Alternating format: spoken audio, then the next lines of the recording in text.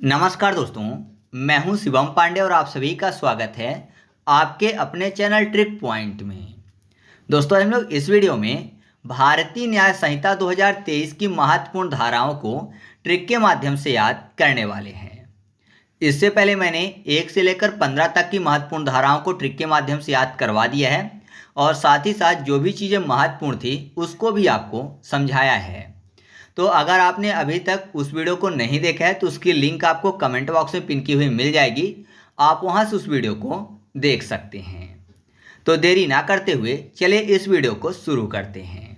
तो सबसे पहले बात कर लेते हैं भारतीय न्याय संहिता की धारा 16 के बारे में, जिसमें वर्णन है न्यायालय के निर्णय या आदेश के अनुसरण में किए गए कार्य का। मतलब सीधा सा समझिए कि न्यायालय के निर्णय के अनुसार या फिर न्यायालय के आदेशानुसार अगर किसी भी व्यक्ति द्वारा कोई कार्य किया जाता है तो जाहिर सी बात है कि वह व्यक्ति जो है उस कार्य के लिए दोषी नहीं है, भले ही न्यायालय को ऐसी शक्ति दी गई हो या फिर नहीं। क्यों दोषी नहीं है? क्योंकि न्यायालय के कहने पर वो ऐसा कार्य कर रहा है। कैसे याद रखेंगे? यहाँ पर देखिए क्या लिखा हुआ है, न्यायालय के निर्णय या आदेश के अनुसरण में किया गया कार्य। मतलब कि न्यायालय की बात सुनकर कोई भी कार्य किया गया है ऐसा बोला जा रहा है। तो सुनना मतलब हो जाएगा सोना, यानी 16, सुना 16 है ना। न्यायालय की सुना है, सुना फॉर 16। तो आप ऐसे याद रखिएगा कि भारतीय न्याय संहिता की धारा 16 में किस चीज़ का वर्णन है? न्यायालय के निर्णय या आदेश के अनुसरण में किए गए कार्य का। नेक्स्ट है भारतीय न्याय संहिता की धारा 17, जिसमें वर्णन है विधि द्वारा न्यायानुमत या तथ्य की भूल से अपने को विधि द्वारा न्यायानुमत होने का विश्वास करने वाले व्यक्ति द्वारा किए गए कार्य का। यानी सीधा सा ऐसा लिखा हुआ है कि कोई भी व्यक्ति जो है उसको विधि द्वारा या तो न्यायानुमति दी गई है, मतलब न्यायपूर्वक अनुमति दी गई है, या फिर तथ्य की भूल से वो व्यक्ति जो है अपने आप को ऐसा मान रहा है, उसे विश्वास है कि विधि द्वारा उसको अनुमति दी गई है। हालांकि दी नहीं गई है लेकिन उसका ऐसा विश्वास है क्योंकि तथ्य की भूल है। तो अगर कोई भी व्यक्ति ऐसा कार्य करता है तो जाहिर सी बात है कि उसको शत्रु नहीं माना जाएगा। क्यों नहीं माना जाएगा? क्योंकि उसको लग रहा है ना, उसको विश्वास है अपने ऊपर कि उसने जो कार्य किया है वो विधि अनुसार है। ठीक है, तो शत्रु नहीं माना जाएगा उसको। शत्रु फॉर 17 यानी भारतीय न्याय संहिता की धारा 17। आप इसको उदाहरण के तौर पर ऐसे भी समझ सकते हैं कि मान लीजिए कोई व्यक्ति ऐसा कार्य करता है जो देखने में हत्या प्रतीत हो। तो मान लीजिए मैं वहां पर हूं और मैंने उसे क्या किया कि मैंने उसे सद्भावनापूर्वक अपने श्रेष्ठ निर्णय के अनुसार उस शक्ति को प्रयोग में लाते हुए जो विधि ने हत्याकारियों को उस कार्य में पकड़ने के लिए समस्त व्यक्तियों को दे रखी है, तो मैं उसे पकड़कर क्या करता हूं कि जो हत्या करने वाला व्यक्ति है उसे उचित प्राधिकारियों के समस्त ले जाता हूं।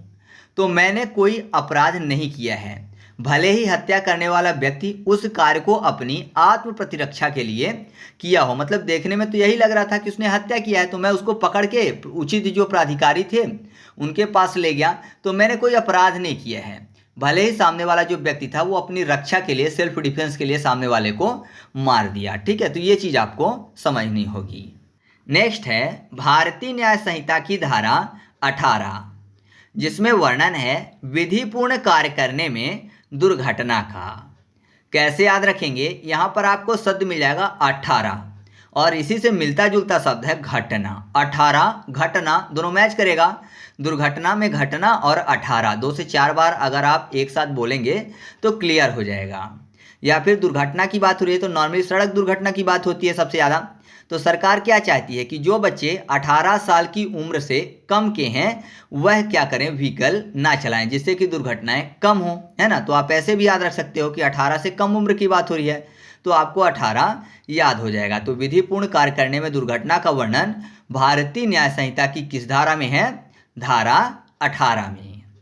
आप इसको एग्जाम्पल के तौर पर ऐसे समझ सकते हैं कि कुल्हाड़ी से कोई व्यक्ति जो है वो कार्य कर रहा है मान लीजिए, और गलती से उसी दौरान जो कुल्हाड़ी का फल है यानी जो धार वाला हिस्सा है, लोहे वाला हिस्सा है, वो किसी के ऊपर उछलकर गिर जाए और व्यक्ति मर जाए तो अपराध नहीं बोला जाएगा, मतलब वो व्यक्ति दोषी नहीं बोला जाएगा, बशर्ते उचित सावधानी का कोई भी अभाव ना रहा हो। मतलब ऐसा ना लगे कि उसने मारा है जानबूझ के, उसने पूरा सावधानी पूर्वक कार्य कर रहा था, लेकिन गलती से क्या हुआ कि कुल्हाड़ी का जो फल था उछल के किसी के लग गया और वो मर गया, तब वो सामने वाला व्यक्ति दोषी नहीं होगा।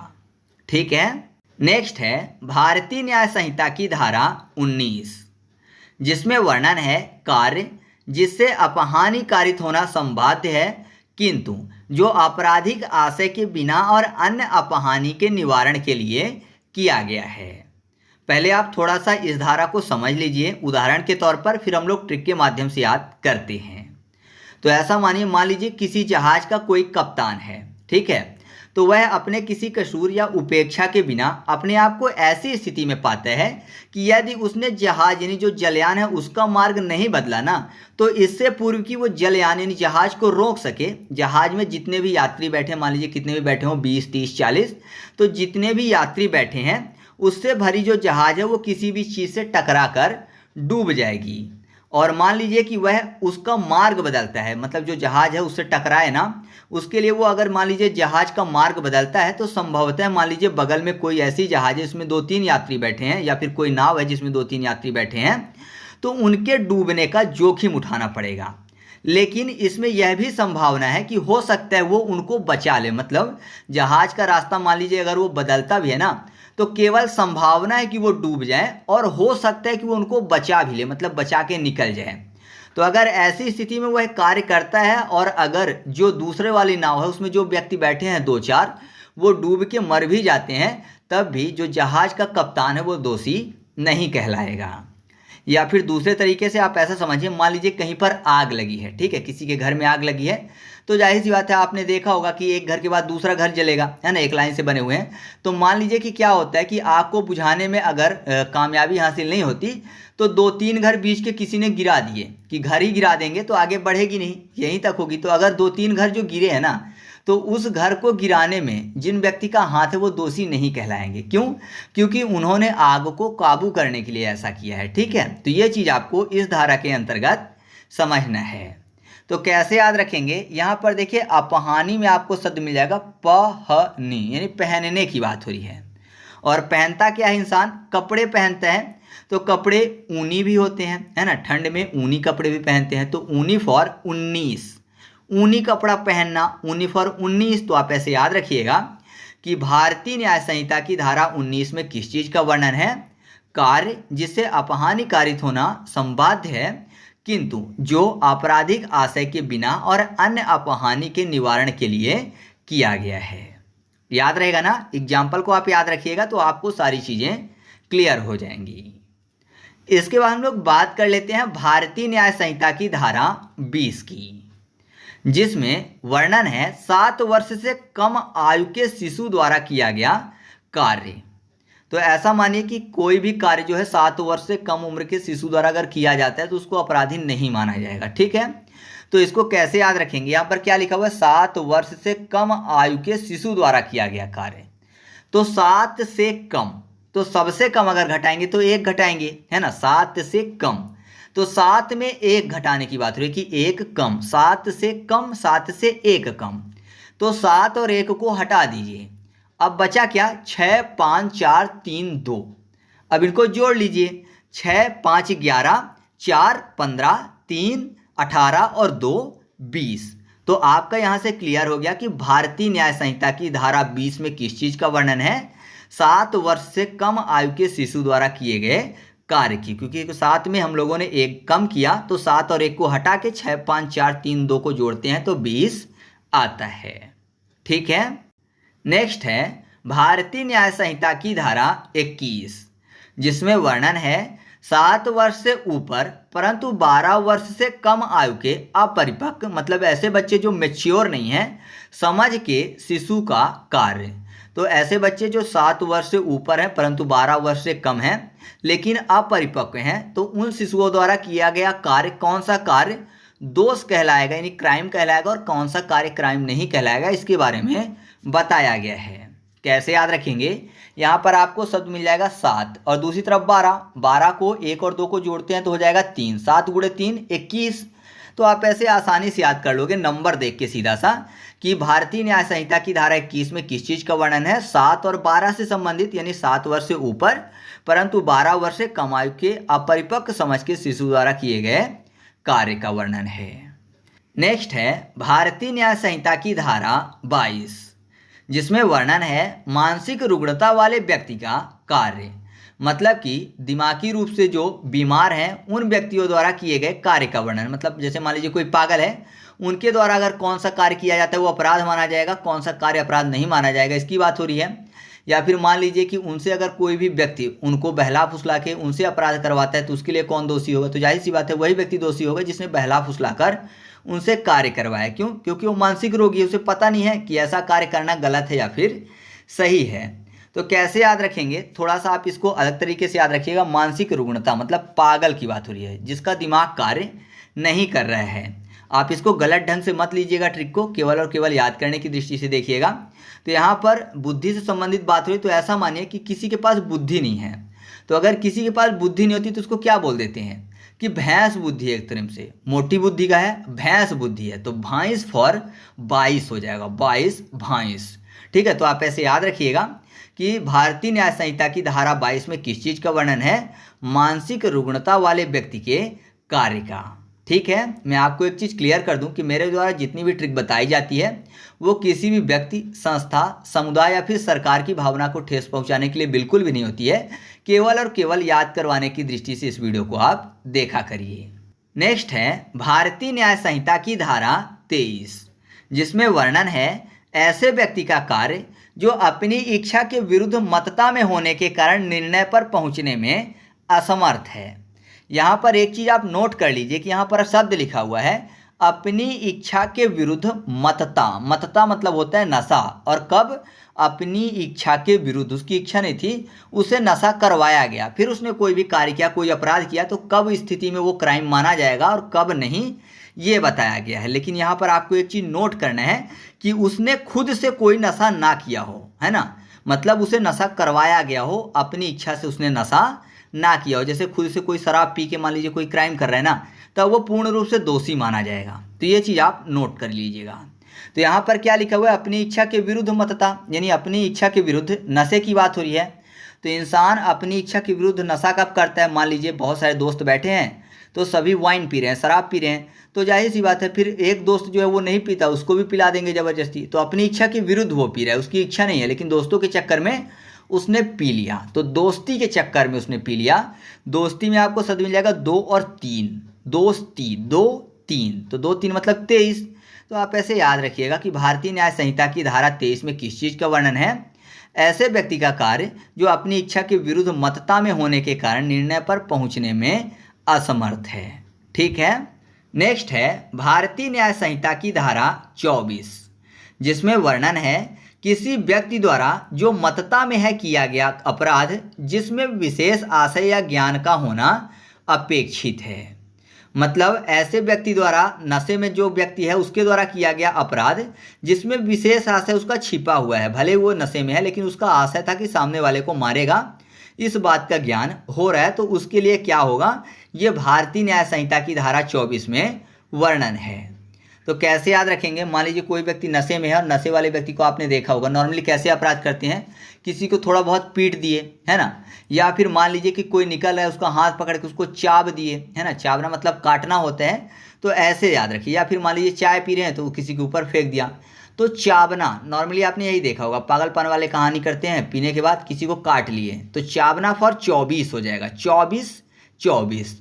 तो आप ऐसे याद रखिएगा कि भारतीय न्याय संहिता की धारा 24 में किस चीज़ का वर्णन है, किसी व्यक्ति द्वारा जो मतता में है किया गया कार्य अपराध जिसमें विशेष आशय या ज्ञान का होना अपेक्षित है।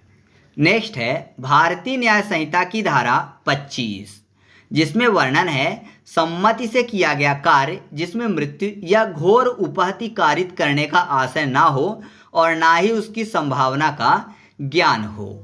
तो ऐसे सीधा से इसको आप याद रखिएगा कि यहाँ पर क्या लिखा हुआ है, सम्मति से किया गया कार्य, और 25 को कर लेते हैं 25, यानी बच्चा टाइप का। तो ऐसा मानिए कि बच्चे जो हैं मान लीजिए किसी के साथ खेल रहे हैं, तो जाहिर सी बात है वो सम्मति से खेल रहे हैं, एक दूसरे की इच्छा से खेल रहे हैं आपस में, और मान लीजिए गलती से कोई किसी को मार देता है, या फिर मान लीजिए बॉल गलती से किसी को लग गई, लेकिन उसमें संभावना नहीं थी या फिर किसी को मारने की इच्छा नहीं थी, आशा नहीं था उनका कि मारेंगे, और मृत्यु हो गई।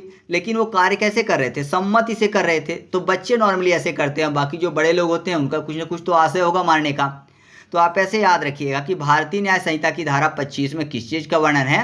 सम्मति से किए गए कार्य जिसमें मृत्यु या घोर उपहति कारित करने का आशय ना हो और ना उसकी संभावना का ज्ञान हो। मतलब बच्चों को पता भी नहीं था कि बॉल लग जाएगी तो मर जाएगा, ऐसा कुछ। ठीक है, नेक्स्ट है भारतीय न्याय संहिता की धारा 26, जिसमें वर्णन है किसी व्यक्ति के फायदे के लिए सम्मति से सद्भावना पूर्वक किया गया कार्य जिसमें मृत्यु कारित करने का आशय नहीं है।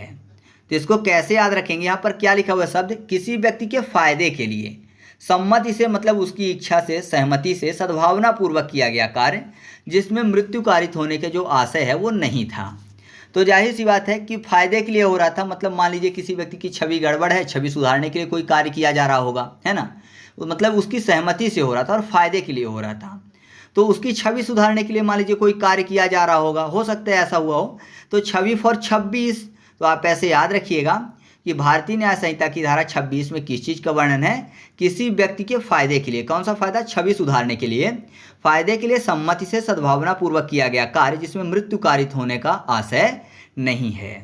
आप इसको एक उदाहरण से ऐसे भी समझ सकते हैं कि मान लीजिए कोई एक शल्य चिकित्सक है, मतलब डॉक्टर है, ऑपरेशन करने वाला, और उसको यह जानते हुए कि किसी विशेष शस्त्र कर्म से रोगी जो कि एक वेदनापूर्ण कार्य से ग्रस्त है, मृत्यु कारित होने की संभावना है, किंतु रोगी की मृत्यु कारित करने का आशय ना रखते हुए सद्भावनापूर्वक रोगी के फायदे के आशय से, रोगी की सम्मति से रोगी का जो शस्त्र कर्म करता है, तो चिकित्सक ने कोई भी अपराध नहीं किया है। मतलब मान लीजिए किसी को कोई रोग है, उसके लिए ऑपरेशन करना है, उस डॉक्टर को पता है कि इस ऑपरेशन से उसको दिक्कत हो सकती है, लेकिन रोगी की वेदना, उसकी पीड़ा को दूर करने के लिए मन में ये आशय ना रखते हुए कि इसकी मृत्यु करना है मुझे, और उसने उसको ऑपरेशन किया, फिर भी अगर रोगी के साथ कुछ हो जाता है, उसकी मृत्यु हो जाती है, तो डॉक्टर जो है उसका जिम्मेदार नहीं होगा, ना ही दोषी होगा। ठीक है, नेक्स्ट है भारतीय न्याय संहिता की धारा 27, जिसमें वर्णन है संरक्षक द्वारा या उसकी सम्मति से शिशु या उन्मत्त व्यक्ति के फायदे के लिए सद्भावना पूर्वक किए गए कार्य की। तो इसको ट्रिक से कैसे याद रखेंगे? यहाँ पर आपको क्या शब्द मिल जाएगा? संरक्षक और शिशु।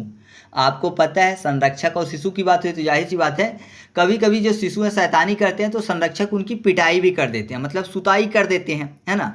तो संरक्षक जो है वो शिशु की सुताई भी कर सकता है, इसका कोई अपराध नहीं माना जाएगा। तो सुताई फॉर 27 यानी 27 हो जाएगा। तो आप ऐसे याद रखिएगा कि भारतीय न्याय संहिता की धारा 27 में किस चीज़ का वर्णन है? संरक्षक द्वारा या उसकी सहमति से शिशु या उन्मत्त व्यक्ति के फायदे के लिए सद्भावना पूर्वक किए गए कार्य का वर्णन है।